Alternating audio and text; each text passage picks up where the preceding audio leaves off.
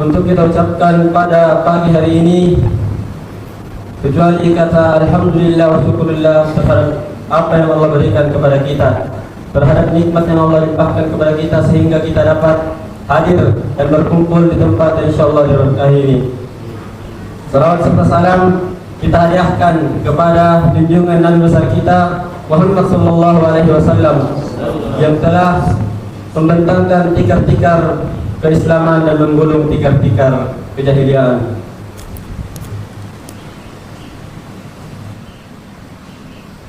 Hadirin dan hadirat insyaallah rahmat oleh Allah Subhanahu wa taala. Izinkan kami sebagai MC untuk membacakan susunan acara pada pagi hari ini. Acara yang pertama, pembukaan. Marilah kita membuka acara kita pada pagi hari ini dengan membaca Bismillahirrahmanirrahim.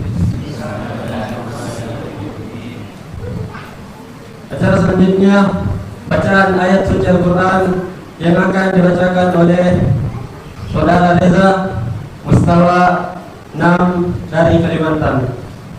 Sallallahu alaihi wasallam.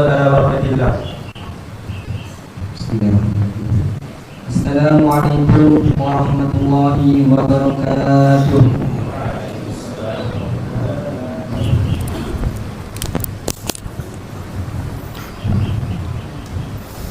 A'udzu billahi minasy syaithanir rajim. Bismillahirrahmanirrahim. Inna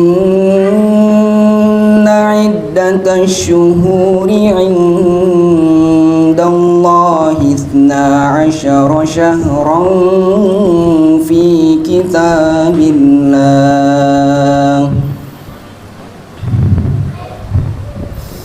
12 syahran fi kitabillah yawma khalaqas samawati wal ardh khalaqas samawati wal ardha minha arba'atun hurum dzalikad dinul qayyim fala tazlimu fihinna anfusakum wa qatilul musyrikina kaffah وَقَاتِلُوا الْمُشْرِكِينَ كَافَّةً كَمَا يُقَاتِلُونَكُمْ كَافَّةً وَاعْلَمُوا أَنَّ اللَّهَ مَعَ الْمُتَّقِينَ Bismillahirrahmanirrahim. Wal fajr wa layalin 'ashr wasyaf'i wal watr wal laili idza yasr. Shadaqallahul azim. Aku berlindung kepada Allah dari godaan syaitan yang terkutuk dengan menyebut nama Allah yang Maha Pengasih, Maha Penyayang. Sesungguhnya jumlah bulan menurut Allah ialah 12 bulan, sebagaimana dalam ketetapan Allah pada waktu Dia menciptakan langit dan bumi. Di antaranya ada 4 bulan haram. Itulah ketetapan agama yang lurus. Maka janganlah kamu menzalimi dirimu dalam bulan yang 4 itu, dan perangilah kaum musyrikin semuanya sebagaimana mereka pun memerangi kamu semuanya. Dan ketahuilah bahwa Allah beserta orang-orang yang bertakwa. Demi fajar, demi malam yang 10, demi yang genap dan yang ganjil, demi malam apabila berlalu. Maha benar Allah dengan segala firman-Nya. Wassalamualaikum warahmatullahi wabarakatuh. Bismillahirrahmanirrahim. Assalamualaikum warahmatullahi wabarakatuh. Alhamdulillahi rabbil alamin. Nahmaduhu wa nasta'inuhu wa nastaghfiruhu wa nastahdihi wa natubu ilayhi wa na'udzu billahi min shururi anfusina wa sayyiati a'malina. من يهده الله فلا مضل له ومن يضلل فلا هادي له أشهد أن لا إله إلا الله وحده لا شريك له وأشهد أن محمدا عبده ورسوله أما بعد. Muslimin dan muslimat, terkhusus anak-anakku santri Munzalan Mubarakah dan keluarga besar Munzalan Mubarakah yang berbahagia dan dirahmati Allah Subhanahu wa taala. Juga tentu saja segenap kaum muslimin dimanapun berada, alhamdulillah pada kesempatan hari ini dan di hari-hari ini kita sudah memasuki 10 hari pertama bulan Zulhijjah, bulan yang suci, Syahrul Haram, bulan yang mulia dan penuh berkah, karena Allah Subhanahu wa ta'ala menetapkan 10 hari pertama bulan Zulhijjah merupakan di antara waktu-waktu di mana Allah unggulkan atau istimewakan dengan berlipat gandanya setiap amal soleh apapun itu bentuknya yang kita lakukan, di mana tentu saja hal ini berbeda dengan di luar 10 hari pertama bulan Zulhijjah. Semoga kita semua diberi taufik oleh Allah Subhanahu wa ta'ala untuk dapat mengoptimalkan kesempatan yang sangat-sangat jarang ini, hanya 1 tahun sekali, agar kita bisa meraih sebaik mungkin, bisa memanfaatkan momen akselerasi amal-amal soleh ini, sehingga meskipun dengan amalan yang sebenarnya biasa bisa jadi, apalagi kalau luar biasa, kita bisa mendapatkan limpahan pahala, rahmat dan keberkahan yang tidak terhingga. Amin ya rabbal alamin. Salawat dan salam semoga tercurah selalu kepada junjungan kita semua, teladan hidup kita, baginda Nabi Muhammad sallallahu alaihi wasallam, juga kepada seluruh keluarga, sahabat dan para pengikut beliau yang mengikuti dengan setia hingga akhir zaman kelak. Anak-anakku santri Munzalan, muslimin muslimat rahimakumullah, di antara yang harus kita miliki atau agar amalan-amalan kita semakin berbobot, maka kita harus memperkuat fondasinya. Dan tentu saja fondasi dari amal adalah ilmu yang benar, ilmu yang kuat, ilmu yang komprehensif. Karena dengan fondasi ilmu yang baik, maka itu akan menentukan kualitas amal kita sehingga bisa menjadi lebih baik. Nah, untuk itu dalam hal ini atau dalam kesempatan kajian spesial bulan Zulhijjah ini, kita akan sama-sama membahas sebenarnya posisi kita, di mana kita berada dalam perputaran waktu yang Allah gulirkan siang dan malam itu. Dan tentu saja waktu yang Allah berikan kepada kita dan kepada seluruh makhluknya itu ada ajalnya masing-masing, ada batasnya masing-masing. Maka tentu saja batas ini harus menjadi pengingat kita bahwa segala aktivitas dan rutinitas kita sebenarnya akan berakhir, akan ada ujungnya, akan ada akhirnya.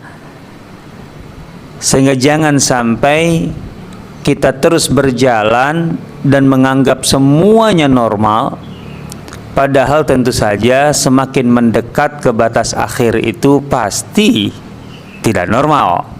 Perjalanannya akan tidak normal, nggak mungkin normal semua. Ya kalau kita ambil contoh manusia saja, manusia itu merasa bahwa normalnya itu tumbuh, dilahirkan lemah, itu kan? Ngerasa nggak dulu waktu dilahirkan? Hebat amat kalau sudah ngerasa. Belum lah gitu kan, nanti sudah agak gede dikit baru merasa. Ingat, tapi yang jelas semuanya serba bergantung, tidak bisa mandiri. Ada yang mandiri waktu bayi setelah dilahirkan? Hebat sekali kalau iya, Masya Allah. Bergantung kepada ibunya, bergantung kepada orang tuanya, bergantung kepada lingkungannya. Terus manusia adalah makhluk yang pada dasarnya secara langsung ataupun tidak langsung belajar, dan pembelajaran yang paling kuat adalah meniru, gitu ya. Bergantung meniru, bergantung meniru, terus begitu. Bukankah bicara juga meniru? Meniru atau langsung hafal kosakata sendiri KBBI langsung di kepala gitu? Saya bicara. Tahu KBBI? Kamu besar bahasa Indonesia. Kan enggak kan? Dibilangin itu cecak. Coba kalau yang ngasih tahu itu buaya gitu loh, yang ada di tembok gitu. Kan bisa jadi buaya tuh yang nempel. Iya, kalau nggak ada yang ngasih tahu selain ya, buaya, gimana coba? Kan gara-gara dibilang itu cicak, dibilang cecak, kan gitu. Karena kita memang makhluk meniru, bergantung dan meniru, itu pada dasarnya. Dan terus tumbuh sampai punya modal, gitu ya, punya bahan, punya modal untuk perlahan-lahan mandiri. Dan sepanjang waktu itu terus tumbuh. Anak-anakku sekarang di usia ini rata-rata SMP kayaknya ya. Hah? SMA? Oh, saya salah berarti. Masya Allah. Berarti senang dibilang SMP ya? Atau enggak senang? Beda. Kalau yang udah agak-agak tua dibilang muda senang. Tapi kalau anak ini kalau dibilang lebih muda malah gak senang. Lebih senang sih buat lebih dewasa. Enggak, anak SMA. Buktinya semua pekerjaan munzalan selesai saya beres tanpa dikomando. Kan gitu kan? Anak SMA, ya kan? Tanya Bunda Erma ya, selesai mereka itu tanda di komando. Anak SMA gimana udah gede. Terus begitu manusia itu tumbuh, tapi semakin mendekati ke ajal sebenarnya kita tidak terus tumbuh. Artinya ketika kita berpikir bahwa hidup itu normalnya tumbuh, mendekati ajal itu pasti tidak normal. Pasti tidak normal. Bukankah ketika seorang itu semakin tua akan perlahan-lahan gitu, semakin miripnya ke masa kanak-kanak dulu. Badan yang tadinya kekar, gagah gitu kan, mulai agak gimana gitu kan, duduk serba salah, selonjoran gak enak gitu kan. Terus kemudian apa lagi? Bersandar juga lama-lama gak enak gitu kan. Walaupun kalau ngaji nyari sandaran kan beda nih antara ini dengan itu kan. Nyari sandaran wajar, malum dari awal.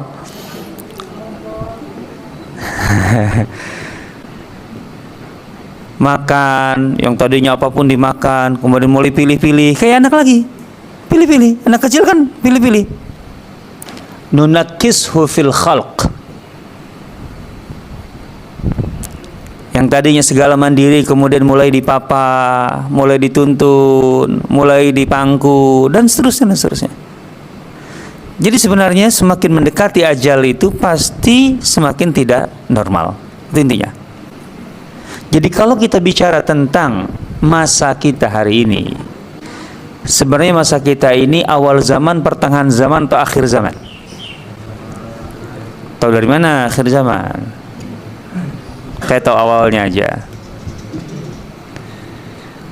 dalam kitab hadis termasuk Sahih Imam Al-Bukhari itu awalnya dimulai dengan bab kitab Bad'il Khalq atau Bad'il Wahyi, kemudian Bad'il Khalq, permulaan penciptaan.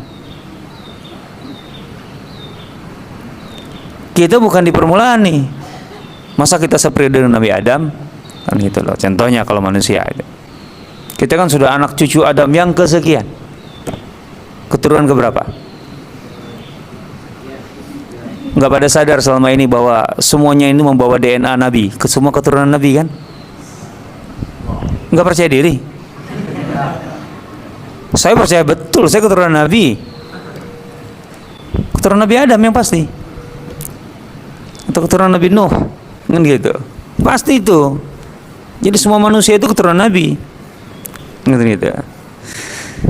Nah, kita ini sudah di akhir zaman, anak-anakku. Ini harus kita paham. Dan setiap masa, setiap periode, gitulah, itu ada kekhasannya masing-masing yang berbeda. Ada kekhasan yang berbeda-beda. Sehingga tidak bisa disamakan sepenuhnya antara masa Nabi Nuh dengan masa Nabi Musa, dengan Nabi Isa, dengan Nabi Muhammad SAW, bahkan dari Nabi Muhammad SAW ke kita. Itu pasti ada perbedaan. Pasti ada perbedaan. Karena memang ada sunnatullah dalam penciptaan. Apa yang dilakukan oleh Allah adalah al-khalq, penciptaan. Dan selalu ada yang baru yang Allah ciptakan. Selalu ada yang baru. Apakah sebenarnya hari itu pengulangan? Bahwa hari ini adalah pengulangan dari hari kemarin? Atau hari ini adalah sesuatu yang sama sekali baru dengan hari kemarin? Hah? Anak-anakku? Hari ini pengulangan dari hari kemarin atau baru? Tapi kan hari ini Sabtu, pekan lalu juga ada Sabtu. Pengulangan atau baru? Nah, mulai berubah tuh suaranya. Tadi kencang, sekarang ayo nggak yakin dengan ilmu ini. Ayo, pekan lalu ada Sabtu, sekarang Sabtu. Sebenarnya hari ini itu pengulangan atau sama sekali baru? Mulai kencang. Bisa memberikan alasan? Hujjah, argumentasi? Hah? Suasananya yang beda, tapi sebenarnya dia lama. Kan bisa kita suasana berubah, gitu kan? Tadinya lampunya dari kuning jadi ke hijau, gitu kan? Tapi sebenarnya ruangnya sama aja. Ini sama atau beda? Sama sekali ini makhluk baru atau makhluk kemarin? Nah, kayak gini aja, bingung jawabnya. Bagaimana kita memahami kulla yaumin huwa fi syan? Itu artinya apa?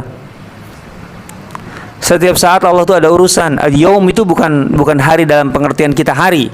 Kalau kita mengartikan hari itu 1 kali 24 jam, itu hari bagi kita. Karena kalau 1 kali 24 kali 7 kali 24 udah seminggu, sepekan. Nah, al-yaum, coba yaumul qiyamah emang 24 jam. Hah? Itu yaumul qiyamah itu hari apa? Hari kiamat kan? Emang 24 jam. Enak amat cepet. Kalau kita baca hadis-hadis tentang hari kiamat, nggak kebayang entah berapa ribu tahun itu. Prosesnya sampai manusia masuk surga dan neraka itu pada akhirnya. Prosesnya dari mulai manusia dimatikan semua makhluk, kemudian dibangkitkan sampai kemudian dihisab, sampai emangnya itu 1 kali 24 jam karena yaumul qiyamah. Yas'aluna ayyana yaumul qiyamah. Bukan 1 kali 24 jam. Karena ada keterangan fi yaumin kana miqdaruhu alfasanah. Satu harinya aja bisa 1000 tahun dari yang kamu hitung di dunia. Ayo, gimana ngitungnya? Bahkan nanti di surga ada pohon yang untuk dilewati saja memerlukan waktu 500 tahun dengan hitungan waktu di dunia. Kebayang nggak 500 tahun ngelewatin pohon? Pohon apa itu 500 tahun ngelewatin? Terus mau latihan maraton gitu supaya cepat gitu. Tetap aja lama. Ala kulli hal. Kullu yaumin huwa fi syan. Ada urusan baru selalu. Makanya ini adalah bagian dari penjelasan yang bisa memahamkan kita kenapa kita selalu minta kepada Allah tambahan atau pembaruan petunjuk, hidayah. Berapa kali kita minta kepada Allah petunjuk? Paling tidak 17 kali, itu yang wajib sehari. Ihdinas siratal mustaqim. Apa artinya? Satu orang deh. Ini kalau bareng nggak kedengaran kayak tawon. Hah?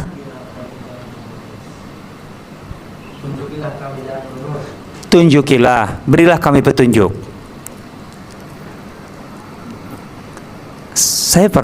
Ustaz pernah dengar, biasalah orang Nasrani ketika menyoal atau orang non Muslim ketika menyoal akidah umat Islam, diantaranya masuk dari sini. Katanya Islam itu adalah petunjuk yang pasti benarnya. Kenapa kaum muslimin itu faktanya bingung dengan keyakinannya? Setiap hari masih minta petunjuk, ihdinas siratal mustaqim katanya. Padahal dia meyakini atau mengakui atau mengklaim bagi mereka bahwa muslim itu sudah memiliki petunjuk yang benar, yaitu Islam. Yang pasti benarnya. Kalau memang pasti, kenapa masih minta? Ihdinas siratal mustaqim, tunjukilah kami jalan yang lurus. Pernah kebayang nggak ada persoalan kayak gini diangkat? Jawabnya gimana? Paham nggak permasalahannya? Katanya Islam itu adalah petunjuk yang pasti benarnya. Kalau sudah pasti berarti kan nggak bingung. Artinya sudah jelas, clear. Tapi kenapa masih minta tiap hari bahkan 17 kali? Apakah itu bukan bukti bahwa masih bingung yang bersangkutan? Masih minta petunjuk? Kan kalau sudah jelas mengapain minta? Kan gitu maksudnya. Yakin nggak dengan kebenaran Islam? Wah, ini pertanyaan yang nggak perlu. Semua kita pasti yakin. Terus bagaimana menempatkan ihdinas siratal mustaqim? Nah, ini dia. Dia tidak paham kullu yaumin huwa fi syan. Atau kita juga nggak paham. Tidak memahaminya dari sudut ini. Bahwa dalam kehidupan ini selalu ada yang baru. Selalu ada yang baru. Ada ciptaan yang baru. Allah nggak pernah berhenti menciptakan makhluk. Nah, segala sesuatu yang baru itu artinya tidak kita kenal. Ya iyalah, orang baru ketemu masa udah kenal? Itu bukan baru, kenalan namanya. Ya kan? Dan untuk itu dibutuhkan pengetahuan baru supaya kita tahu dia, supaya kita tidak salah dalam menyikapinya, supaya kita tidak salah menyikapinya. Karena ada satu yang baru selalu, setiap saat. Nggak percaya? Coba ke perpustakaan. Emang sebuah buku itu udah dibaca? Belum kan? Ada berapa buku di perpustakaan Ustaz Imam? Maksudnya ini cukup nggak untuk anak-anak baca ini dalam 1 tahun?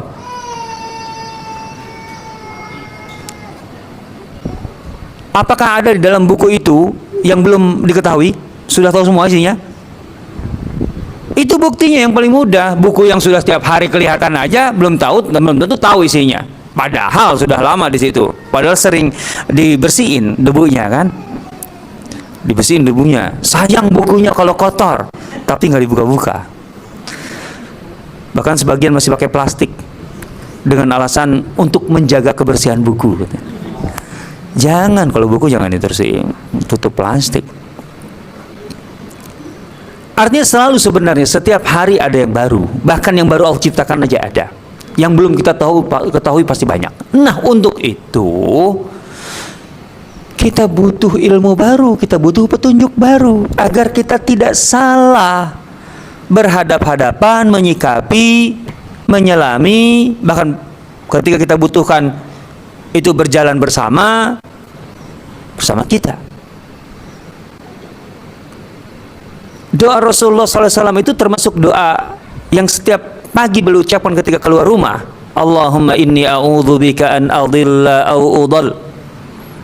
Ya Allah, aku memohon agar engkau melindungiku dari tersesat dan disesatkan. Kalau tersesat kita sendirian, disesatkan berarti ada yang menyesatkan. Wa an azilla au uzal, terpleset atau diplesetkan.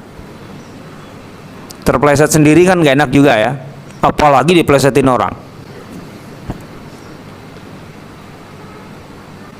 Au azlima au uzlam, berbuat zalim atau dizalimi. Au ajhala au yujhala alayya, atau aku bodoh tidak mengerti sesuatu atau dibodohi orang lain. Itu doa yang luar biasa. Itu Rasulullah SAW tiap pagi. Ini doa harian Rasulullah SAW. Udah pada hafal kan? Oh enggak. Gampang. Allahumma inni a'udzubika an adilla au udal au azilla au uzal au azlima au uzlam au ajhala au yujhala alai. Yang ujungnya itu, aku memohon perlindungan kepadamu agar aku tidak bodoh dalam arti tidak mengerti, agar aku terlindung dari tidak mengerti atau dibodohi. Hidup ini antara dua. Kan di prank tuh gak enak kan? Yaitu hal-hal sederhana dari dibodohi, gitu ya. Dibodohi paling berbahaya itu ya Dajjal itu. Ini surga loh padahal neraka. Ini investasi loh padahal ini boncos, bodong. Iya, banyak. Jangan pikir kalau ada yang pernah terkena investasi bodong kayak gini 100 ribu, 200 ribu, yang 100 juta, 200 juta ada, yang miliaran banyak. Artinya bukan orang bodoh itu sebenarnya. Orang punya duit semiliar nggak bodoh-bodoh amat lah, kurang lebih ya. Setidaknya dalam bisnis. Tapi banyak yang kena investasi bodong. Kan investasi itu kan seharusnya mengembangkan. Lah ini habis. Ini itu. Kalau ibu-ibu gampang tuh, banyak contohnya. Ke tukang sayur kan, ini bagus, ternyata banyak ininya, gitu. Dari hal terkecil sampai hal besar. Nah, anak-anakku, disinilah kembali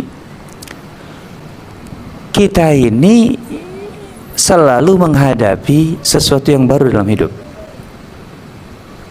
Maka kita membutuhkan kepastian petunjuk Allah agar kita tidak salah dan tersesat setiap saat.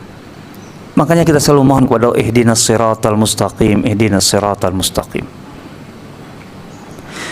Karena siratal mustaqim itu sebenarnya sudah jelas dari awal. Tapi yang menyelewengkan kita, yang menyimpangkan kita dari siratal mustaqim, wah itu banyak yang bikin yang baru tuh. Oh ya, bikin baru, jalan baru untuk kemudian menyelewengkan dari jalan yang lurus itu selalu ada setiap saat, macam-macam. Namanya juga macam-macam. Tumbuh berkembang dari waktu ke waktu. Nah, dan ketika penyesatan, pembodohan, gitu ya, itu bertumpuk-tumpuk, berkelit-kelindan. Kalau benang jadi benang kusut, itulah fitnah. Itulah fitnah. Kalau kita bicara sekedar musibah atau ujian, cobaan secara umum kalau dalam bahasa Indonesia, itu masih sederhana. Ada satu masalah menimpa kita, berat masalah itu, ya itulah musibah. Itulah musibah. penanggulangan musibah juga sederhana. Tapi apabila masalah seperti ini bertumpuk-tumpuk tanpa ada penyelesaian, bertubi-tubi, bertumpuk-tumpuk, kemudian itu sudah tidak lagi sederhana, tapi sudah kompleks. Tadi kalau benang tuh kusut, susahnya dari mana mulainya, mengurainya, menyelesaikannya. Tanya ibu-ibu deh, pengalamannya banyak tentang itu, benang kusut. Dan tanya bagaimana cara mengurainya. Ya, yang sabar bisa coba untuk mengurai satu-satu, yang enggak ya beli lagi aja yang baru, kan gitu.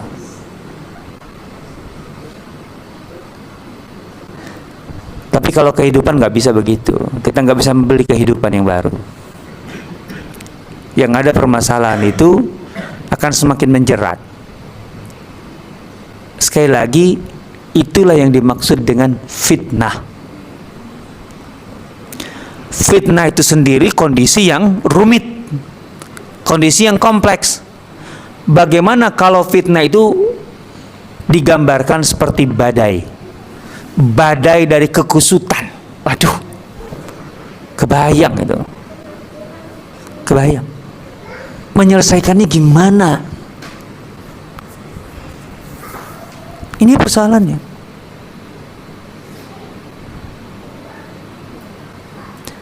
Itulah kondisi umum akhir zaman. Dan kita tidak bisa menolak ini. Karena memang kita berada di fase yang disebut akhir zaman. Ya kalau akhir zaman ya begitu. Jangan kemudian berharap kita di akhir zaman, kenapa kita tidak bisa hidup seperti Umar bin Khattab ya? Jalan bahasanya. Ya Allah ya Rabbi, ya memang beda zaman. Rasulullah SAW mengatakan bahwa Umar itu adalah pintu fitnah. Pintu. Jadi selagi Umar bin Khattab hidup itu, fitnah yang melanda umat itu masih tertahan. Dalam hadis Hudzaifah. Jadi ibarat ada badai yang luar biasa menerjang dari luar, tapi kan pintunya masih kokoh, itu kan otomatis masih selamat yang di dalam. Tapi pintu ini pada akhirnya kan ada ajalnya. Umar juga meninggal. Cuman sifat kepergian Umar itu sebagai gerbang gitu ya, yang menjaga umat dari fitnah, itu terbuka atau bagaimana? Enggak, kata Hudzaifah. Tapi hancur. Biar. Kalau terbuka bisa ditutup. Ya kan, pintu kalau terbuka ya itu tinggal tutup kan. Tapi kalau pintu itu hancur, porak-poranda, mau diapain? Ya diperbaiki. Ingat loh, ini diterjang badai. Bagaimana memperbaiki pintu di tengah terjangan badai? Sanggup orang memperbaiki pintu, kemudian untuk nempelinnya dia kedorong oleh angin. Pernah lihat cuaca ekstrim di beberapa negara, anginnya sampai bisa mendorong orang itu nggak bisa berdiri. Pernah lihat, sekarang kan banyak videonya itu kayak gitu. Artinya orang berjalan aja itu nggak sanggup untuk terus berjalan karena kedorong oleh angin. Itu baru angin biasa, dalam arti bukan yang digambarkan Rasulullah sebagai fitnah akhir zaman. Jadi fitnah akhir zaman tuh badai betulan. Dan pintu yang menjaganya itu, dalam hal ini Umar, itu ketika meninggal itu sifatnya bukan terbuka. Sekali lagi sederhana, kalau terbuka itu tertutup. Tapi ini pecah. Berarti badai itu bisa dibendung nggak? Enggak, kalau dibendung nggak bisa. Artinya kita jangan berpikir nyari pawang untuk mengalihkan badai. Nggak akan bisa. Nggak ada. Cari Arjuna, Gotot Goco atau apa gitu. Nggak akan bisa, nggak bisa. Dengan segala kesaktiannya. Nggak bisa. Yang ada kemudian ketika badai itu menerpa, kita termasuk yang bisa bertahan dan selamat atau tidak. Itu saja. Badainya tetap menerpa, tapi kitanya selamat. Itu yang penting kan? Jadi yang penting di sini bukan menghentikan badai, karena tidak mungkin. Akhir zaman itu zamannya badai. Tapi yang paling penting adalah bagaimana kita selamat di tengah terjangan badai. Emangnya bisa? Ya mudah itu mah. Ketika gempa yang begitu luar biasa, kan ada yang selamat kan? Gempa yang dahsyat-dahsyat, kan ada aja yang selamat kan? Ada. Dan yang selamat itu bisa jadi memang, katakanlah, itu bisa diukur, bisa diupayakan, bisa. Ada teorinya untuk penyelamatan dari gempa itu ada. Bukan sekedar, ya itu mah takdir Allah aja dia selamat. Iya, semua nggak ada yang di luar takdir Allah. Apa yang di luar takdir Allah? Nggak ada. Kalau anak munzalan setelah ini umroh semua juga bisa kan, karena takdir Allah. Apa yang bisa menghalangi? Nggak ada. Kan gitu.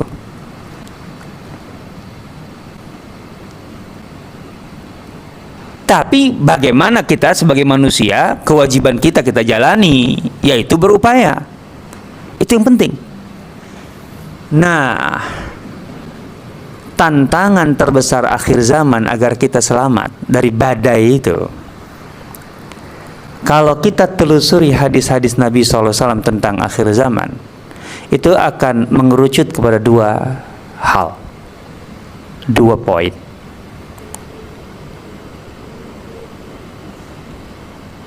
Yang pertama adalah iman, yang kedua adalah ilmu. Ini ruang permainan kita. Artinya ini ruang yang bisa kita upayakan. Karena iman itu di situ dimulai dari keyakinan sampai buahnya itu tergantung pada kita. Iman itu bukan paket yang Allah berikan begitu saja gelondongan, pak, enggak. Para ulama mengatakan al-imanu yazidu wa yanqus. Iman itu bisa bertambah, bisa berkurang. Tergantung kitanya. Jadi masalahnya di kita. Begitu juga ilmu. Ilmu itu memang dari awal harus dicari, harus diupayakan. Nggak ada ilmu. Nggak usah pakai spidol yang ditulis di piring gitu. Zaman dulu ada tuh arahannya. Tulis doa ini katanya di piring, kemudian pakai spidol, kemudian dilarutin minum.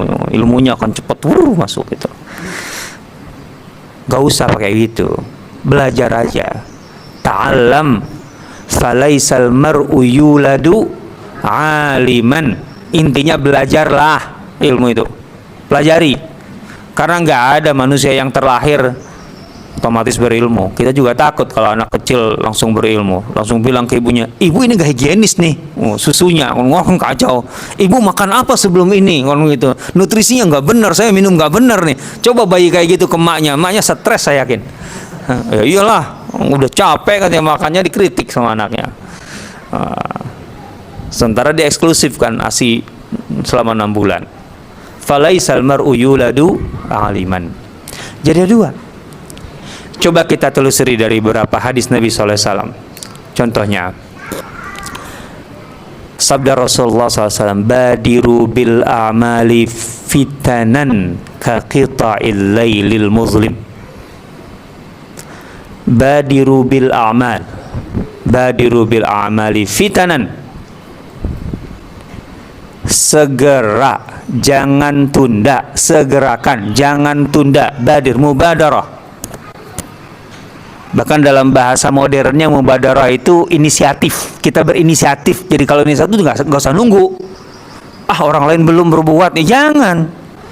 Kita justru harus berinisiatif memulai. Mubadarah itu. Badiru bil a'mali fitanan. Segera, segera.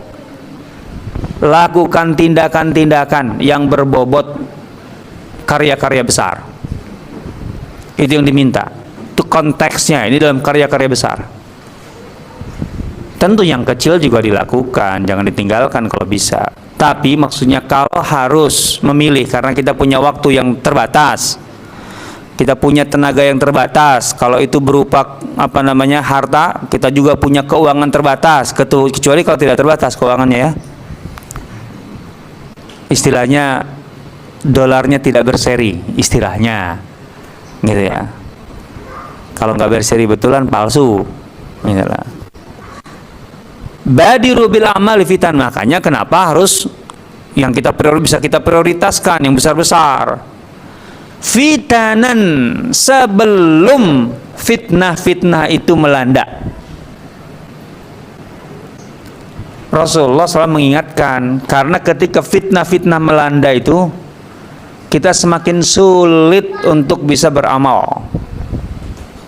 Kita semakin sulit untuk melahirkan karya-karya besar. Semakin sulit. Kalau pertanyaan, berarti kita sulit dong sekarang sekarang akhir zaman. Maksudnya kalau kita tunda besok-besok lagi semakin sulit lagi. Makanya jangan ditunda. Sekarang udah sulit, apalagi besok-besok. Ya kan, punya duit sekian, belum apa-apa udah kena pajak, tuh kan, sudah terkurangi. Gitu. Disimpan, terkena inflasi, gitu kan. Pas dibeliin barang udah berkurang nilainya. Gitu ya. Jangan banyak-banyak naruh duit. 2 miliar ditaruh di bawah kasur, nggak usah. Untuk ditaruh 10 tahun yang akan datang. 2 miliar hari ini, 2 miliar 10 yang akan datang. Udah gampang aja. Sekarang 2025, 2015. Bisa beli apa uang segitu? Sekarang bisa beli apa? Udah ketahuan itu. Itu menunjukkan nilainya berkurang.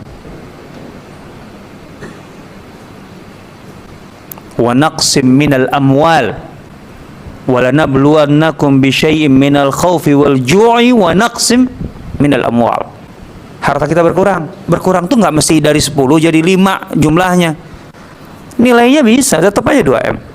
Tanya ibu-ibu nih. Tahun 2005 mereka beli emas, gitu lah. Itu 1 gram berapa, Bu? 2005. Waktu itu beli sekilo kan? Berapa tuh? 1 gramnya masih sekitar 400 ribuan deh waktu itu. 2005 itu 400 ribuan lah sekitar. Belum 500 ribu kayaknya. Sekarang 20 tahun 1 gram itu, ayo berapa yo? Ketahuan nggak beli nih? Ayo berapa? Hah? Nggak sepakat, menunjukkan memang ini nggak pada nyimpan emas nih. Sekarang sudah 1.800.000, 1.900.000. Pernah kemarin 2 juta. Sempat 2 juta. Beruntunglah ibu-ibu kita yang jualan tuh. Beli 2005, 500.000 kurang. 2 bulan yang lalu 2 juta per gram. Coba bayangkan aja. Sekilo tuh berapa jumlahnya? Kita tuh doain aja mama itu. Kita yakin sedekahnya banyak kalau kayak gitu mereka. Amin gitu loh. Kok nggak amin? Enggak, ibu-ibunya nggak amin. Didoain punya emas kilo aja nggak mau. Maunya 2 kilo. Lumayan itu. Bayangkan dari 500 juta ke 2M. Happy gitu. Itu sebenarnya kalau kita punya uangnya itu jelas 4 kali lipat sudah jeblok, menurun nilainya nak. Jadi jangan pernah tunda apapun bentuk amal kita, karena dengan fitnah yang melanda itu kesempatan kita untuk berbuat baik itu semakin sulit. Memang waktu yang kita miliki sama 1 kali 24 jam sehari, betul sama, itu nggak berubah itu. Kalau berubah repot juga jamnya itu. Ada yang jamnya kemudian 20 jam aja per hari. Enggak berubah, tapi persoalan yang kita hadapi yang berubah. Sehingga dengan 24 jam 10 tahun yang lalu itu bisa bobotnya jadi berapa, sekarang jadi berapa. Baru ketemu tukang sayur aja ibu-ibu udah menjerit, kenapa naik lagi? Kan gitu kan. Padahal kan ngomong ngajukan proposal ke suaminya itu susah, ke bapak-bapak itu. Pak, ini inflasi Pak, kan gitu kan. Artinya harus ada kenaikan.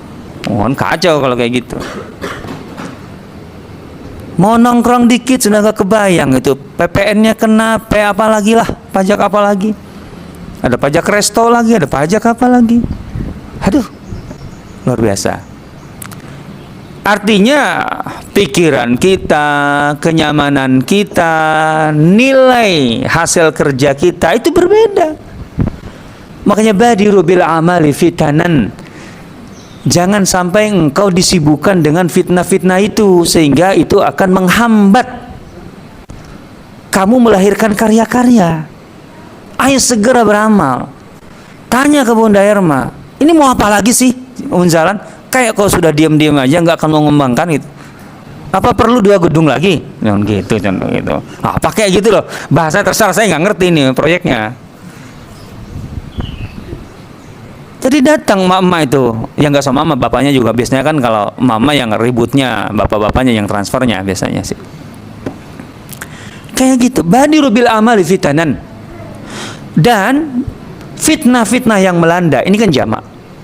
Satu fitnah saja saya katakan tadi sudah kusut. Disebut fitnah itu kalau sudah kompleks. Apalagi kalau disebut dengan bentuk kata jamak, fitanan. Itu jamak dari fitnah. Fitnatun, fitnatani, fitanun. Jadi yang kusut itu bertumpuk-tumpuk, fitanan. Dan Rasulullah SAW menggambarkan kedatangannya. Udah mah banyak, datang itu bergelombang, bertubi-tubi, berlapis-lapis. Kaqita'il lailil muslim. Rasulullah SAW menggambarkannya dengan sesuatu yang mudah ditangkap dari zaman ke zaman, seperti lapisan-lapisan malam. Emang malam itu langsung tiba-tiba ekstrim, gelap banget, enggak kan? Mulai dari remang gitu kan ya, remang-remang, semakin gelap, semakin pekat gitu kan. Sudah gitu semakin pekat, semakin ke atas, pekat tambah sunyi, gitu kan? Bukannya begitu malam itu, berlapis-lapis. Jadi fitnah yang akan melanda manusia, kata Rasulullah SAW, jumlahnya banyak, fitanan. Sudah begitu kedatangannya itu nggak sekaligus, nggak kan kalau satu paket datang sekali, oke, banyak tok, betul berat. Tapi setelah itu beres, selesai. Ini enggak, datang berlapis-lapis, kaqita'il lailil muslim. 1, 2, jadi yang satu, bayangkan menyelesaikan fitnah itu, kebayang tadi kan, kusut gitu. 1 aja masih susah. Udah datang yang kedua, tambah berat kan? Aduh, baru mikir ini gimana yang kedua, datang yang ketiga, datang yang keempat. Kebayang nggak? Mau apa kayak gitu? Yang paling dikhawatirkan dari kondisi itu, manusia sampai di titik depresi paling terendah. Manusia akhir zaman adalah manusia mudah depresi dan manusia mudah frustasi. Terbukti generasi sekarang kan generasi itu. Generasi intinya yang paling mahal adalah kenyamanan. Segalanya ingin nyaman, dan nyaman itu dalam arti saya dilayani. Dia nggak mikir yang melayani dia kayak gimana rasanya. Maunya aku gini. Kalau enggak itu toksik. Enak aja nilai orang toksik. Toksik itu dirinya di dalam sebenarnya. Saya nggak bisa, saya nggak cocok, saya nggak apa. Padahal dianya nggak mau adaptasi. Karena sebenarnya paling mudah dalam tanda petik keluar dari masalah adalah menganggap tidak ada masalah. Tapi bukan berarti itu benar. Kenapa yang paling menonjol di akhir zaman itu adalah hiburan? Bukankah betul itu? Betul. Coba, ini paling mengherankan tuh. Udah anggap aja Indonesia paling mengherankan itu. Tingkat penganggurannya tinggi, tingkat ekonomi pendapatannya maksudnya cukup rendah, secara umum lah Indonesia itu. Kemudian otomatis punya banyak waktu, tapi yang dicari hiburan. Aneh. Pokoknya semua yang berbentuk hiburan laku. Buka televisi, sampai dulu ada TPI, televisi pendidikan tuh nggak laku. Paling nggak laku di semua saluran televisi itu pendidikan. Karena sebenarnya nggak gampang aja kalau media itu, karena nggak ada yang nonton. Jangan juga dibilang, oh tontonnya tidak menarik. Bisa jadi tidak menarik, karena yang menarik bagi penonton itu bukan itu. Tapi yang berbau hiburan, mana ada hiburan sepi? Gitu loh.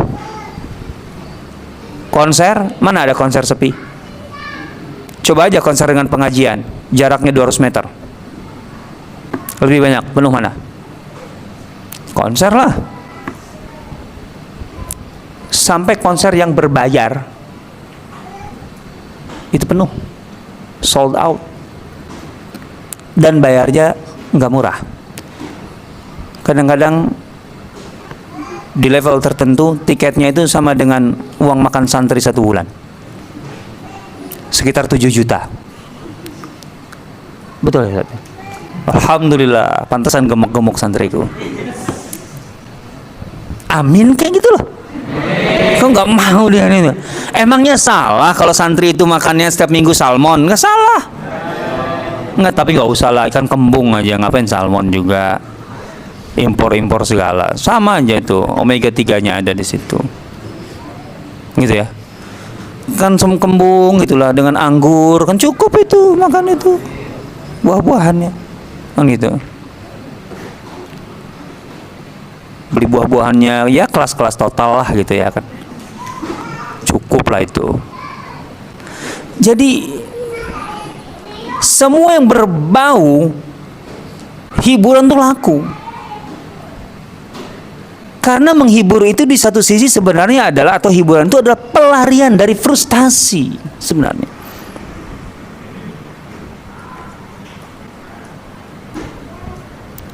Sampai di titik yang aneh, ada berita yang cukup mencengangkan akhir-akhir ini, 2 tahun 3 tahun ini, bahwa pertumbuhan ekonomi dan pembangunan di Kamboja itu gila-gilaan berbanding beberapa tahun yang lalu. Ini persoalannya ada pertumbuhan ekonomi apa di Kamboja? Ternyata nggak ada yang signifikan selain satu, bahwa duit judi online dari Indonesia itu banyak lari ke Kamboja. Ada sekitar 1.000 triliun uang orang Indonesia yang lari ke Kamboja melalui judol. Judi online. Judi online itu bagi orang tertentu sebenarnya bukan mata pencaharian, tapi hiburan. Menghibur diri dari kenyataan. Itu wa'udzubika an ajhala aw yujhala alai. Orang yang ikut judi itu tahu sebenarnya dia itu selalu rugi, selalu kalah, tapi ya senang dibodohi. Yujhala alai. Mana ada dari 1.000 orang yang ikut judol itu kemudian 100-nya tuh sukses. Paling 1 orang 2 orang. Ya iya, yang menanggung yang 100, yang 1.000. Dan lebih separohnya bandar yang dapat. Tinggal yang satu itu siapa? Ya nggak tahu lah, namanya juga judi.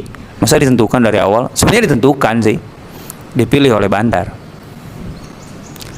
Ala kulli hal, Indonesia itu sudah seret keuangan, krisis ekonomi, tapi duitnya malah dikasih ke negara lain melalui judi. Dan bagi sebagian orang, atau bagi banyak orang, terutama yang ikut judi, itu hiburan. Jangan heran, karena dasarnya frustasi. Orang frustasi itu intinya yang paling dicari hiburan, karena hiburan itu walaupun membodohi, tapi setidaknya dalam 1 jam menghilangkan dia dari kenyataan yang pahit. Itu cara termudah untuk keluar dari masalah itu adalah melupakannya. Cuman caranya gimana? Ya itu dia. Begitu selesai 1 jam 2 jam, balik lagi kenyataan pahit dirasakan lagi. Dan nanti cari hiburan lagi, terus begitu, terus begitu, terus begitu. Ini masalah besar kita. Kok larinya malah ke sana? di tengah krisis, di tengah badai itu? Karena nggak menemukan akar masalahnya. Akar masalahnya dua, di iman dan ilmu. Rasulullah SAW melanjutkan, yusbihur rajulu mu'minan wa yumsi kafira. Tuh lihat iman di sini. Ketika lapisan-lapisan fitnah itu melanda, silih berganti, tidak berujung, maka dampaknya terhadap manusia gimana? Goyah. Ya iyalah. Coba aja berdiri, kemudian pakai simulator gempa digoyang-goyang gitu, itu bisa berdiri tegak nggak? Nah, goyah cepet, bisa jatuh cepet, dan itu jatuhnya juga nggak terarah, kita nggak bisa mengontrol. Makanya Rasulullah mengatakan, yusbihur rajulu mu'minan wa yumsi kafira. Seorang itu memulai waktunya di pagi hari, bangun pagi, itu masih beriman. Tapi masuk waktu senja, masuk malam, itu dia sudah kafir. Nggak nyampe 24 jam lah itu, 12 jam paling maksimal. Wa yumsi mu'minan, atau di sore hari dia masih beriman. Ini parah lagi. Karena biasanya aktivitas orang dari maghrib itu kan sampai pagi itu kan kepotong tidur panjang. Tapi begitu bangun, buka HP, langsung kafir. Wa yusbihu kafir. Ya kan sekarang banyak kan gitu kebiasaan. Bangun tidur itu, kalau dulu kan nyanyinya lagunya apa, ibu-ibu? Lagu masa lalu, bangun tidur, terus mandi. Kan dulu begitu. Sebenarnya ada yang ditutupi itu. Kalau zaman dulu, bangun tidur langsung aku nimba, itu dulu nggak bisa langsung mandi. Yang di kampung-kampung harus nimba dulu itu, karena nggak nimba nggak bisa mandi.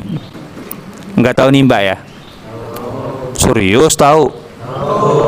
Di mana nih Mbak? Di sumur. Ini pura-pura kali ya? Apa iya pengalaman nimba? Orang tinggal pakai keran gitu aja. Oke, baguslah kalau masih merasakan. Berarti masih kena ini peribahasanya. Sekarang bangun-bangun buka HP. Makanya gitu, yumsi mu'minan wa yusbihu kafira. Memulai waktu malam dalam keadaan beriman, tapi kemudian memulai pagi, bangun pagi sudah kafir. Itu maksudnya apa? Saking goyahnya, gitu ya, saking tidak tetapnya, saking bimbangnya, saking bingungnya. Kenapa? Karena tidak ada sesuatu dalam hidup ini yang benar-benar dianggap sakral, dianggap suci, dianggap absolut, dianggap pasti. Yaitu iman kita. Kalau manusia tidak memiliki satu pedoman yang pasti, yang kokoh, yang kuat, yang absolut, yang sakral, yang suci, ya sudah, semua atau segala sesuatu yang dihadapnya dianggap nisbi, relatif, nggak ada yang pasti. Ini Ustaz Zuhri ini mau nikah apa enggak? Contohnya kayak gitu. Itu jangan sampai dinisbikan ya. Enggak, ini pasti nikah gitu ya. Tuh kan orang banyak itu seneng. Alhamdulillah gitu ya. Gitu. Hidup itu harus dimulai dari sesuatu yang pasti. Itu sudah sunatullah. Kita kalau tidak berpijak dari sesuatu yang pasti, nggak bisa kita hidup. Nggak akan tetap, nggak akan tegar, akan selalu bimbang. Lu bayangkan kalau makan, itu kita masih mempertanyakan, ini nasi ini benar nggak bisa dimakan? Coba, makan nggak tuh? Bingung makan. Nggak makan-makan tuh. Harus dipastikan kebenarannya, harus ada kepastiannya. Kata Rasulullah SAW, al-halalu bayyinun wal haramu bayyinun. Makanya gitu dalam beragama. Yang halal itu jelas, yang haram itu jelas. Karena supaya pasti. Coba mau sholat, tadi wudu enggak ya? Ayo, mau gimana? Mau lanjut sholat? Enggak boleh. Harus yubna alal yaqin, mabni alal yaqin. Tadi wudunya benar atau enggak? Enggak boleh syak. Enggak boleh. Harus pasti. Kehidupan itu harus dimulai dari pasti. Dan memang Allah Subhanahu wa taala menetapkan hal-hal yang pasti dalam hidup ini, baik itu aturan, syariat ataupun kenyataan hidup. Sekarang siang ini pasti atau enggak? Ragu, ini siang. Repot dari awal. Pengajian Ustaz Asep dimulai jam 9 pagi. Emang ini pagi? Kan bingung kalau kayak gitu, kalau nggak pasti. Kemudian nyari dalilnya mana kalau ini pagi. Waduh, repot kita kalau debat dulu kalau ini pagi. Walaysa yasihhu fil adhani syai'un idza ihtaja an-naharu ila dalili. Nggak akan ada yang benar nih di kepala kita ini, nggak ada yang tersisa kebenaran itu. Nggak ada yang bisa kita terima sebagai kebenaran. Kalau siang aja masih butuh dalil, nggak perlu dalil siang ini. Tapi kan segala sesuatunya harus pakai dalil. Ya Allah, ada hal yang nggak perlu tanya dalil. Repot kalau kalian nanti maju ke calon mertua nanya, kamu laki-laki nih beneran, mana dalilnya? Kan repot kalau kayak gitu. Nggak jadi tuh nikah tuh. Dan gitu, hidup tuh nggak bisa dibuat relatif semua. Ingat lo ya, Barat, musibahnya Barat itu sekarang menguasai dunia. Barat sekarang itu menisbikan segala sesuatu, merelatifkan segala sesuatu, sampai kebenaran agama. Tidak ada agama atau keyakinan yang mutlak benar. Semuanya benar. Kalau semuanya benar berarti semuanya juga salah. Benar nggak? Kayak gitu. Salah saat repot.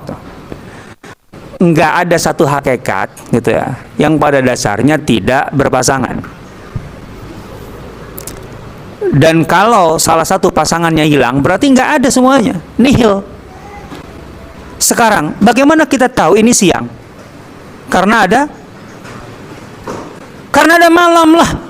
Coba nggak ada malam, emang ini apa? Pertanyaannya, nggak ada malam, ini apa? Iya, bingung. Nggak bisa. Ini siang karena ada malam, gitu loh. Pasar Rebo kalau jalan kaki jauh atau dekat? Jauh kalau jalan kaki. Kenapa dibilang jauh? Karena ada yang dekat. Kalau nggak ada yang dekat, terus apanya yang jauh? Kan gitu. Hidup itu begitu. Makanya ada istilah, wah program kita adalah memberantas kemiskinan. Bodoh program itu. Ya iyalah. Artinya menghapus kemiskinan. Berarti Anda akan menghapus kekayaan. Karena orang itu disebut miskin karena ada yang. Lah ya, apa artinya orang kaya kalau nggak ada yang miskin? Apa disebutnya? Gitu loh. Orang disebut miskin karena ada yang lebih kaya, gitu aja. Gimana sih? Gitu loh. Kalau semua agama benar, berarti juga semua salah. Dalam arti bahkan tidak ada agama akhirnya. Tidak ada keyakinan. Itu intinya nisbi.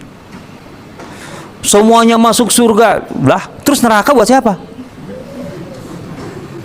Lu jawab kalau semua masuk surga. Nggak gitu. Nggak bisa begitu. Ketika Allah menyatakan inna ad-dina 'indallahil Islam. Ad-din di sini lil ahad. Artinya agama yang ada yang dimaksud yaitu Islam. Yang agama yang sebenar-benarnya yaitu adalah Islam. Selain itu bukan agama yang benar. Bisa diaku sebagai agama, bisa diklaim sebagai agama, sama seperti Tuhan. Banyak yang mengklaim ini Tuhan, itu Tuhan. Yes, silakan aja. Tapi la ilaha, itu dia. Manusia bisa menuhankan apapun, tapi tidak ada Tuhan yang benar-benar Tuhan, yang pantas dituhankan, yang pantas disembah selain Allah. Kan itu pentingnya ilallahnya itu. Nah itu dia. Jadi hidup ini harus dimulai dari yang pasti. Kenapa Rasulullah SAW menggambarkan di akhir zaman itu yusbihur rajulu mu'minan wa yumsi kafira wa yumsi mu'minan wa yusbihu kafira. Memasuki waktu pagi dalam beriman tapi sorenya sudah kafir.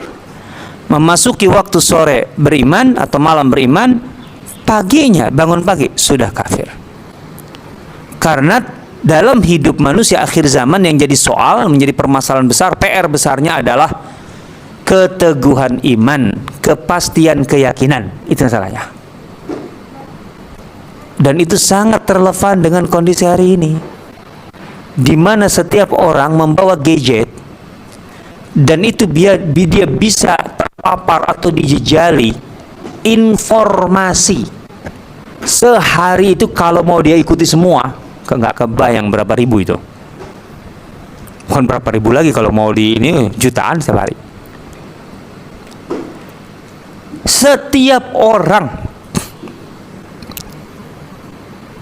Dulu ada wacana gini, jangan sampai memfasilitasi anak dengan televisi di dalam kamar. Dulu ada begitu dalam pendidikan, parenting. Bahkan dulu kan perdebatan lah, ada perdebatan di kalangan tertentu. Sebenarnya atau sebaiknya keluarga itu punya televisi atau tidak? Itu pernah dulu wacana. Sebaiknya tidak punya, karena itu otomatis memutuslah, udah otomatis. Punya tapi dengan kontrol yang baik. Kontrol tayang dulu sebelum ada RCTI tahun 90 kalau nggak salah, RCTI itu hanya ada TVRI. Nah, pasti belum pernah nonton kan TVRI tok. Karena lahirnya kan pasti di atas tahun 90 nih. Bayangkan itu televisi, mulainya itu ada jamnya, dan kemudian malam itu ada penutupan televisi itu. Ada penutupan. Jam berapa Bu? Televisi itu, TVRI itu selesainya? Saya lupa itu. Setelah, pokoknya dunia dalam berita itu jam 9. Setelah itu masih ada acaranya 11 kayaknya ya. 11 tuh udah langsung kayak semut. Apalagi hitam putih kan kita. Hah? Ada lagunya? Lagu apa? Nina Bobo. Lupa deh. Masih ada ingatan nih, lumayan nih. Berarti emang stok lama.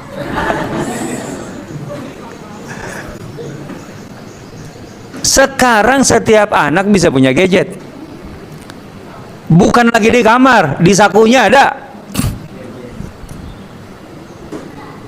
Setiap hari bisa terpapar yang disebut bobotnya khabar, informasi. Dan khabar itu sifatnya muhtamal atau muhtamil, yahtamilus sidqa wal kadhib.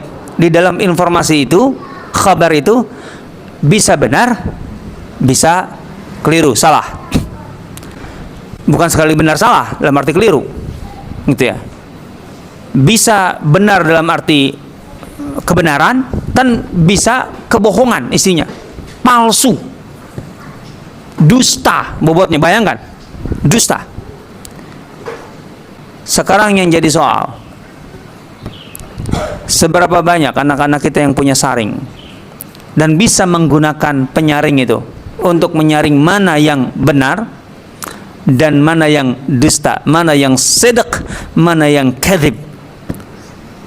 Ini masalahnya, sehingga semuanya ditelan, bus masuk. Jangankan semua yang diterima atau hampir semua yang diterima itu yang bohong, dan itu hampir bisa dikatakan yang berseliweran secara umum itu lebih banyak yang bohongnya, yang rusaknya. Iyalah, daripada yang benarnya. Jangankan semuanya atau sebagian besarnya, kalau tercampur saja 50-50 istilahnya, yang benar dengan yang bohong, itu akan menimbulkan kebingungan, itu akan menimbulkan syak, keraguan, dan akan menimbulkan kebingungan, sehingga mengambil keputusan dari kebingungan itu pasti berdampak buruk, pasti jelek. Ini persoalan kita hari ini. Di level 50-50 saja itu bisa kebingungan, apalagi kalau lebih banyaknya yang bohong. Rusak. Makanya seseorang beriman di pagi hari, sorenya kafir.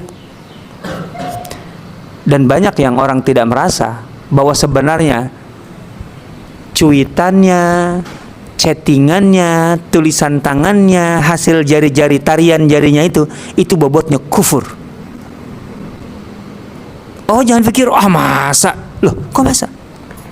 Bukankah Rasulullah SAW pernah menyatakan, istilahnya akan ada fenomena di mana seseorang itu ketika mengatakan sesuatu, ya zaman Rasulullah nggak ngetik lah, mengatakan. Nah sekarang kan bisa diketik, orangnya diem tapi ngetik jarinya, tek tek tek tek tek tek tek, share. Share-nya itu yang nerima langsung 1000 orang. Ngeri. Banyakan followernya 2 juta orang langsung. Ayo terpapar. Dan bagi dia, kata Rasulullah SAW, itu nggak ada artinya, kecil, cetek. Padahal bagi Allah, dengan sesuatu yang dianggapnya kecil, ringan, cetek itu cukup bagi Allah untuk menjerumuskannya ke dalam neraka. Coba bayangkan. Tahsabunahu hayyinan wa huwa 'indallahi 'azim. Kamu mengira itu cuman hal sepele belaka, padahal bagi Allah itu teramat sangat besar. Kenapa bisa begitu? Karena nggak punya ilmu. Itu persoalannya. Namanya penyaring itu didasarkan oleh ilmu. Ilmulah yang akan membangun penyaring sehingga orang itu bisa memilah,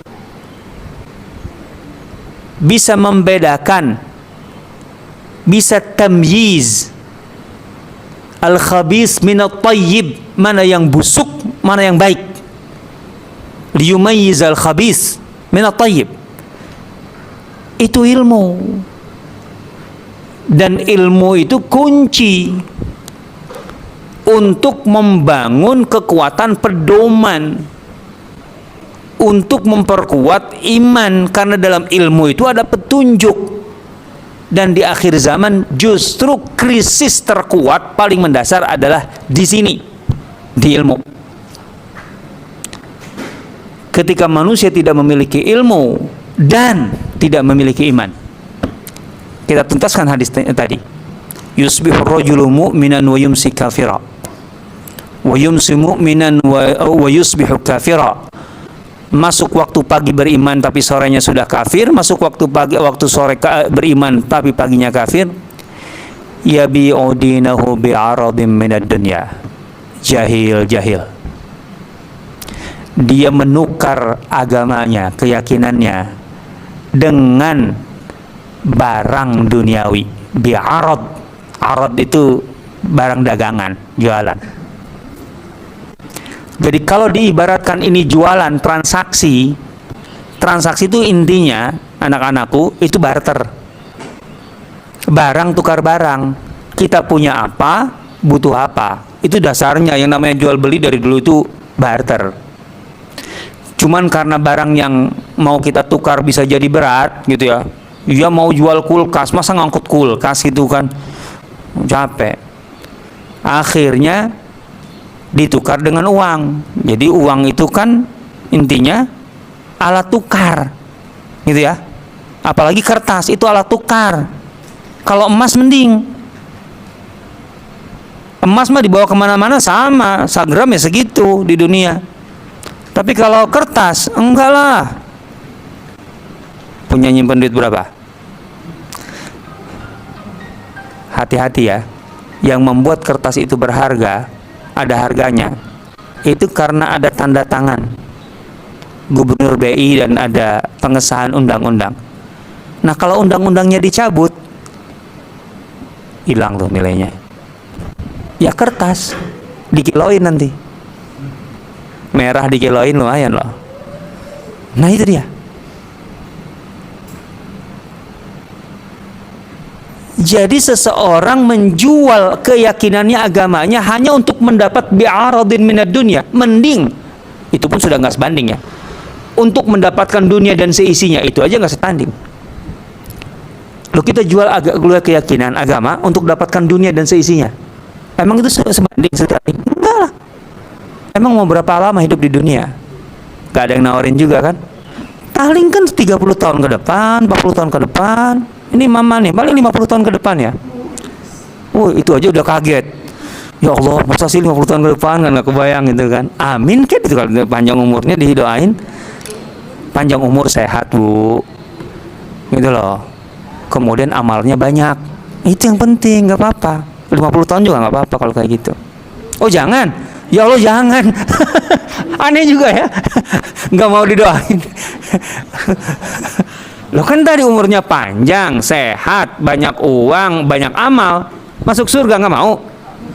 Oh nggak mau juga? Amin ya. Nggak percaya diri soalnya. Wah, saya 50 sekarang aja udah 60, katanya tambah 50 lagi, nggak kebayang. Ya Rob ya Karim. Artinya kalaupun dunia seisinya, emangnya mau dinikmati 30 tahun, 40 tahun buat apa? Kalau kemudian dengan begitu bangkrut di akhirat kan?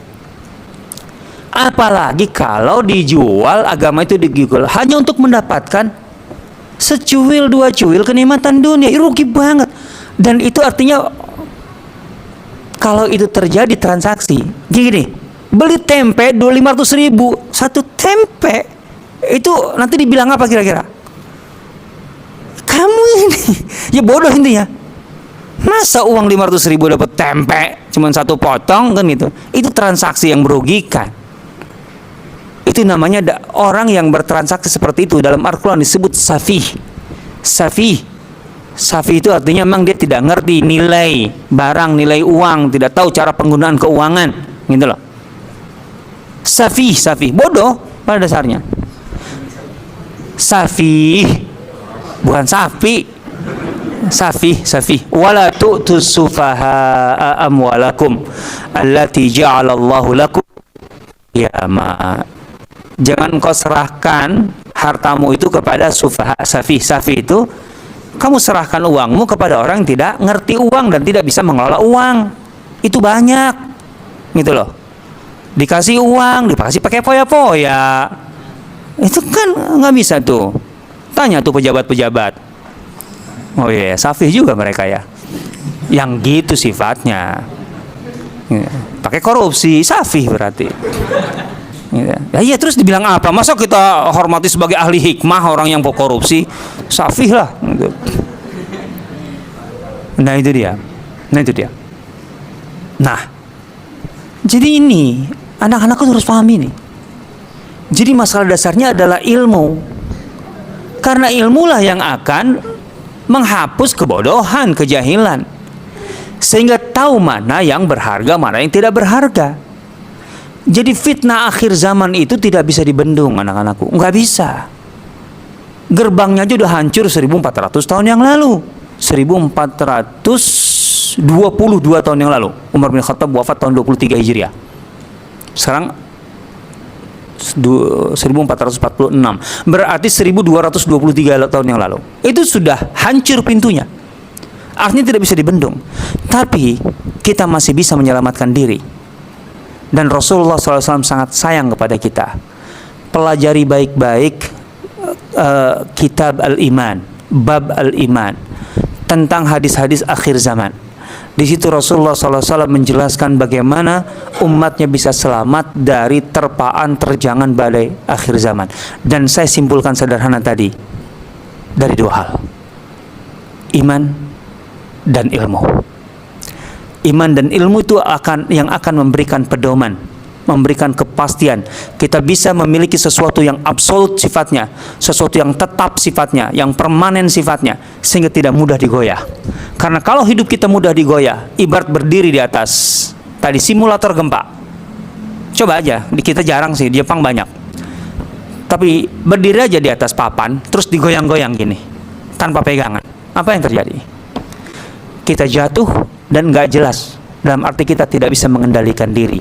Dan itu persoalan paling sederhana dalam arti paling umum dan paling mudah kita dapati, paling mudah kita lihat di tengah generasi akhir zaman. Ketidakpastian, goyah, gitu, tidak punya pegangan. Dan itu bermuara atau bermula dari satu titik, problem ilmu dan iman. Perbaiki ini, maka insya Allah kita akan selamat dari badai akhir, fitnah akhir zaman. Wallahu ta'ala alam.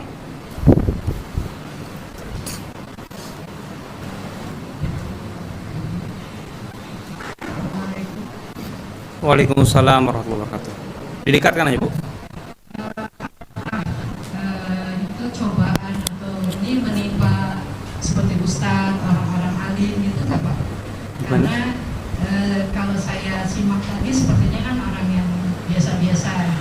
Tapi kalau orang yang berilmu juga, punya pengetahuan luas keagamaannya, apakah juga menimpa fitnah akhir zaman? Ya, fitnah kan yang ditanyakan, bukan musibah. Kalau musibah mah pastilah, para nabi aja dapat musibah.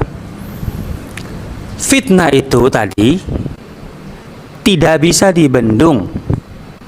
Artinya akan melanda siapapun. Semua terkena. Semua terpapar fitnah itu, pasti. Karena tadi bahwa Rasulullah SAW menggambarkannya kan ilustrasinya itu seperti rumah atau bangunan, ada gerbangnya. Lah gerbangnya hancur, ya udah. Setelah Umar bin Khattab, jangankan siapa-siapa ya, para sahabat saja kan terpapar fitnah setelah itu. Terkena fitnah, tinggal masalahnya selamat atau tidak selamat itu. Jadi kalau masalah terkena, semua terkena. Emangnya orang-orang alim, orang soleh sekarang tidak pada puyeng juga tuh dengan segala barang yang naik, kemudian biaya pendidikan anaknya juga naik. Itu kan bagian dari dampak dari fitnah kan. Coba walau nabluwannakum bi syai'in minal khaufi wal ju'i wa naqsin minal amwali wal anfusi was samarati wa basyiris sabirin. Itu kan gambaran yang diantaranya gitu, yang Allah sampaikan kepada kita, bahwa bentuk-bentuk ujian itu adalah yang berdampak terhadap berkurangnya jiwa, nyawa. Siapa yang terkena dampak ini pada dasarnya? Semua juga kena. Pengurangan jiwa itu bukan berarti hanya dengan kematian, terbunuh di medan perang, bukan hanya itu, atau dalam kekacauan, bukan hanya itu. Sekarang problem kekurangan gizi, stunting, ini kan melanda siapapun.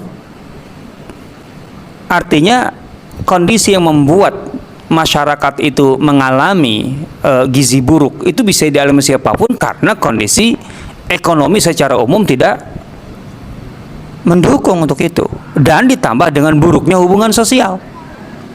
Tahun antar masyarakat berkurang, sudah lama ekonomi secara umum memburuk gitu ya, itu bisa melanda siapapun.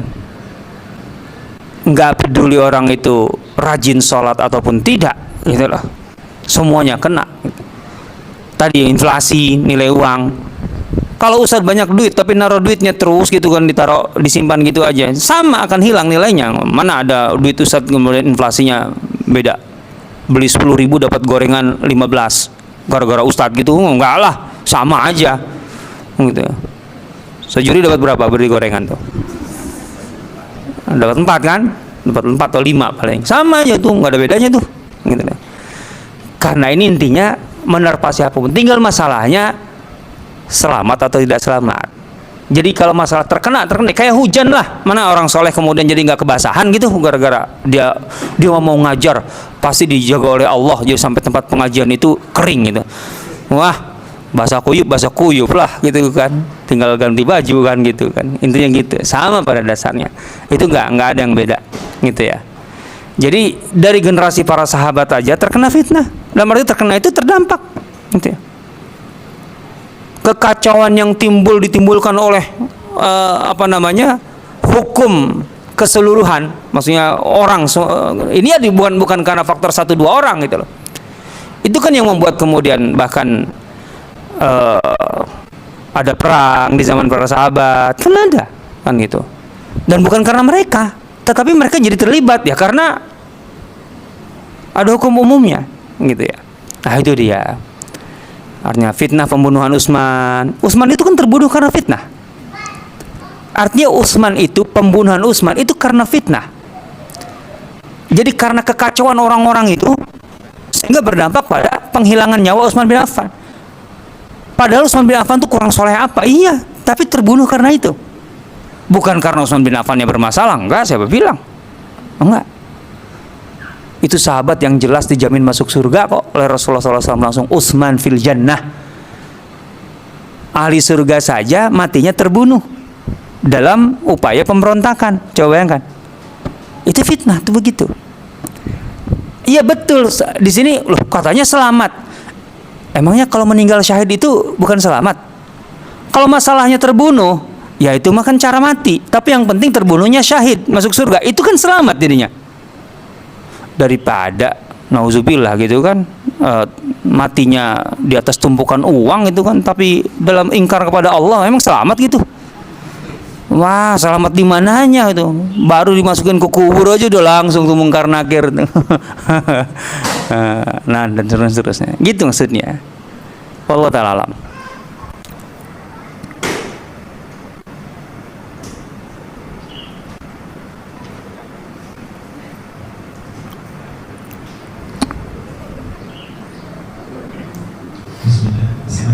Assalamualaikum warahmatullahi wabarakatuh.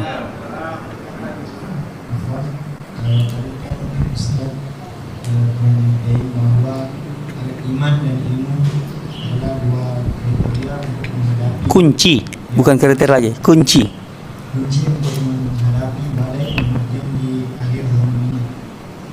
Adakah cara lain selain dua kunci? Itu bukan cara, kunci. Kunci. Hah. Cara bukanya lain lagi. Ini kuncinya. Hah. Kunci lain bisa?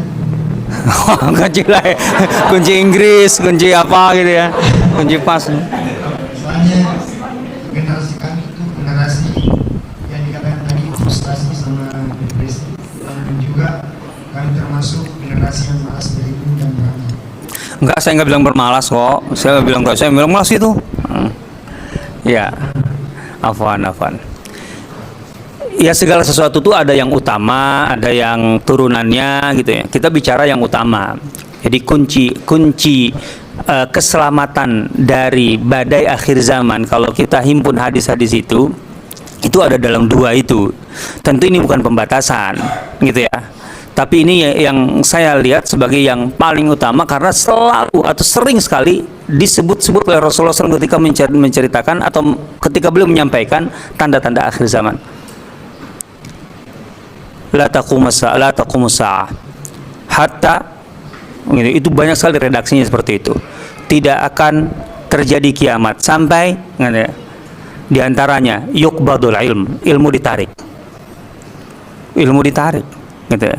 Yurfa'ul ilmu diangkat gitu ya. Yaqillal ilmu berkurang. Itu redaksi banyak sekali itu seperti itu.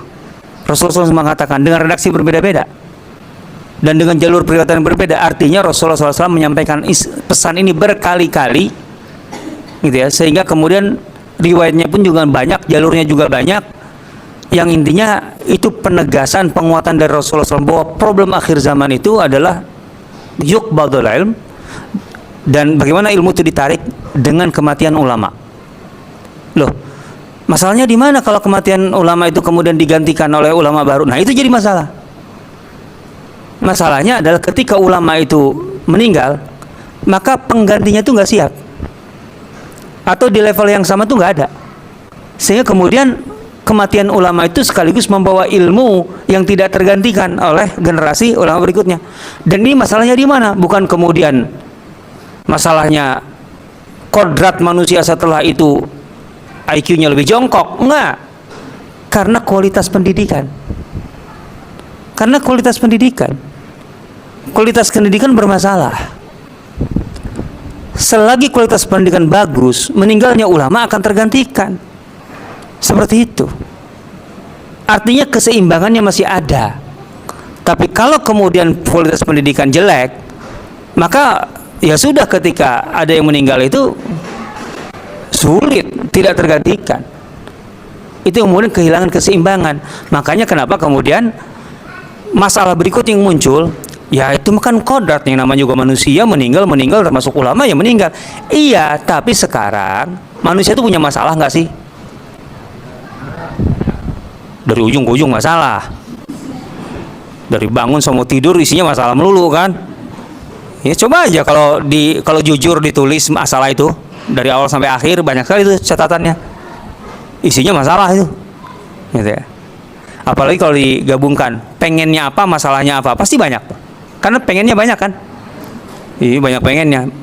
Nah, semua yang diinginkan itu rata-rata masalah, karena nggak tercapai. Gitu.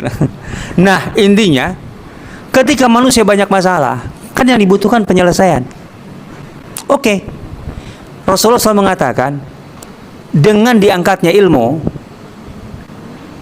dengan katakanlah hilangnya ilmu, pupusnya ilmu, kemudian apa yang muncul? Jahal. Wa zaharal jahlu. Itu selalu beliau katakan. Dan muncullah kejahilan. Zahara itu muncul ke permukaan. Zahara itu artinya unggul. Zahara itu artinya dominan. Jadi yang mengungguli, yang dominan itu adalah kebodohan dan orang-orang bodoh. Tentu saja kebodohan itu orangnya, maksudnya. Itu sifatnya memang, tapi pasti ada orangnya kan. Jadi nanti ketika para ulama dan ilmu itu diangkat, dicabut dan seterusnya, yang muncul ke permukaan untuk berbicara tentang masalahnya apa sih? Gini. Oh, oke, saya bikin kebijakan, saya bikin keputusan, saya bikin solusi gini. Itu semuanya orang jahil, kebodohan, tanpa ilmu. Apa nggak hancur kehidupan kita? Itu yang membuat kenapa semakin kompleks fitnah itu. Karena nanti yang menyelesaikan dalam tanda petik, yang ngomongin masalah itu adalah orang yang tidak kompeten, orang yang tidak berilmu. Itu permasalahan akhir zaman itu. Orang tidak berilmu berada di posisi pengambil kebijakan, keputusan. Ya, keputusan macam apa atau kualitas kebijakan macam apa yang akan lahir? Ini dia masalahnya. Dan itu yang kemudian jadi aturan. Kita mau tidak mau harus pakai itu. Mau bisnis aturannya gini, mau ini aturannya gini. Nah, yang bikin produk itu adalah orang-orang yang pakai jahil. Kira-kira selesai masalah kita? Ambiar. Pasti ambiar. Dikasih duit, punya duit 1 triliun, 2 triliun. Dibikinnya bikin apa? Jualan lato-lato gitu kan. Itu apa gitu kan. Itu. Mau bikin jembatan, anggarannya berapa? 500 miliar gitu. Tapi yang kemudian masuk ke pengerjaan cuma 200 miliar. Mau apa itu? Ini masalah besar kita itu. Yurfa'ul ilmu wa yazharul jahlu. Ilmu diangkat, jadi nanti yang berjalan di tengah masyarakat itu untuk menyelesaikan masalah bukan. Makanya kemudian semakin parahnya dalam satu hadis, wa yaksur al-harj, kata Rasulullah SAW. Para sahabat tuh sampai nggak ngerti al-harj itu apa, karena al-harj itu bukan bahasa Arab aslinya, bahasa Habasyah. Rasul itu tahu bahasa asing loh. Itu bahasa Habasyah. Para sahabatnya tanya, wa mal harj ya Rasulullah. Jadi nggak apa-apa bisa bahasa Perancis, nggak apa-apa. Bukan gaya-gayaan. Rasulullah memberikan isyarat al-qatl, pembunuhan. Loh, kenapa? Apa hubungannya dengan dicabutnya ilmu? kemudian kejahilan itu mendominasi, menguat dengan banyaknya kriminal kejahatan. Sederhana, manusia itu pasti punya masalah. Untuk menyelesaikan masalah, kan walaupun ada kebijakan, tapi kalau berdasarkan kebodohan nggak menyelesaikan masalah. Ketika masalah itu tidak bisa diselesaikan dengan otak, maka akan diselesaikan dengan otot. Makanya pasti tingkat kejahatan akan terus meningkat. Karena bagi sebagian orang menyelesaikan masalah itu ya dengan kejahatan. Lapar, ya bukan lagi mengemis, tapi langsung aja begal motornya, gitu, bunuh orangnya. Kan beres, bunuh orangnya, begal motornya, ambil motornya, jual di pasar bodong. Kan ada penadahnya, ada kan gitu, dan seterusnya. Itu hadis-hadis itu begitu. Makanya kenapa itu menjadi kunci. Wallah alam kalau kemudian ada kunci-kunci lain. Jadi intinya baca dulu, kumpulkan dulu hadis-hadis tentang iman dan akhir zaman itu, akan coba mungkin menemukan yang lain. Tapi sejauh ini saya lihat itu yang menjadi kunci utama, ilmu dan iman. Allah.